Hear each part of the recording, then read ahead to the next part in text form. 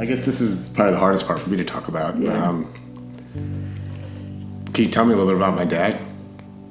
He was schizophrenic, but he didn't tell us he was treating himself. So just to fast forward a little bit. So I was 2. I have never really known my dad. My older brother, Mudgil, knew him a little bit. But I imagine his memories aren't that great either. So we ended up in Brooklyn at some point. So some of my best memories are, I think there were, 9 of us living in a 3-bedroom apartment in Brooklyn?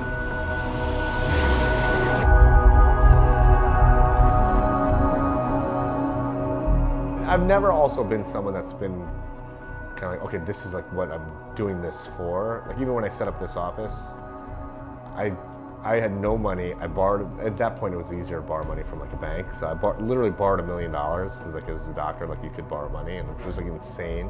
A big part of the reason why maybe there's underachievement is that there's no one that really believes in you or is pushing you to like that next level, right? They're different now, like there's like a million things you can, you can do anything. You could be like a superstar video game guy, and like make a career out of that. The world is different, If my kids wanted to do medicine, sure, but I would never say, hey, you got to do this.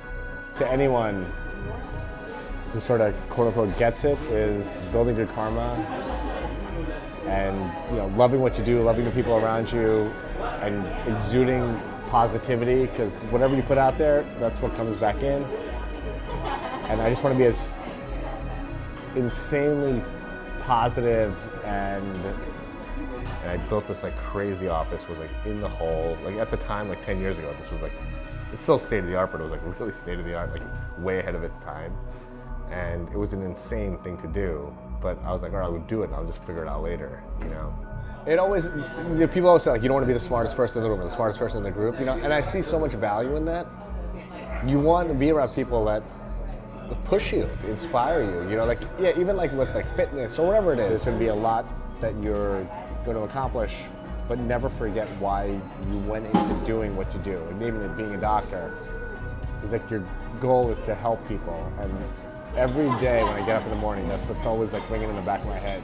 Sometimes you kind of fall into that trap, like even when like you're starting to practice, it's okay, like this is it, this defines exactly who I am. Like I'm Dr. Mudgil, the dermatologist, and like every part of my life, that's who I have to be.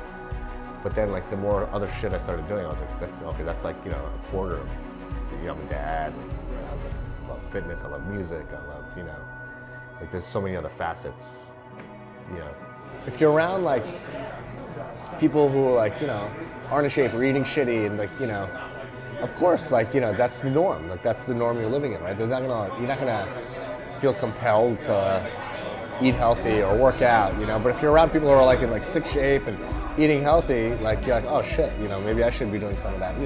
It's kind of like that. But also, I have the luxury of saying that. Like my mom didn't have the luxury of saying that. If your goal is to kind of exist under the radar and like, and then really the comparisons that you're making are like people that don't really inspire you, then you're gonna be stuck, man. Like you're just gonna be stuck where you are. Not saying that's a bad thing, but for me, it seems like such a waste, Like I thought it was gonna be great. I thought that's what I was like literally trying. That was my goal, and I reached it. I was like, wow, this is awesome, and then after doing it for like a summer, that's not who I am. Like this is who I am. Like getting up at 4:30 in the morning, coming into the city, seeing like 30 patients, like doing social media, just being busy, like doing stuff and being productive. I don't know where it's gonna take me. I don't know what it's gonna. And it's not like there is an end goal. It's just I feel like I have a lot to offer, like much more than just like seeing my patients and clocking in. My grandfather was right. Like that's why you do this step by step. You do it so you can help people, get them better.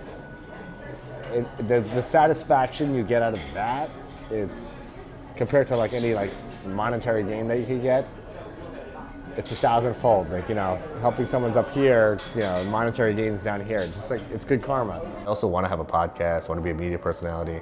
I want to write a book. I want to there's all these things that I want to do, and like now that I'm 43, I have 3 kids. I feel like things are kind of like falling into perspective. Like I have a better understanding of like the cycle of life and what life is all about, and I was very close to my granddad, who lived to 101 years old, and he was also a sage figure in my life. I could literally be happy doing anything, being anywhere. Like, it doesn't, like, I don't need to be in one.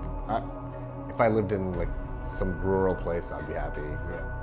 It's the cycle of life, man. What you put out there is what comes back to you, and, I just want to put as much positivity and love as I can, because I just know that's going to make my world a better place, And if everyone did that,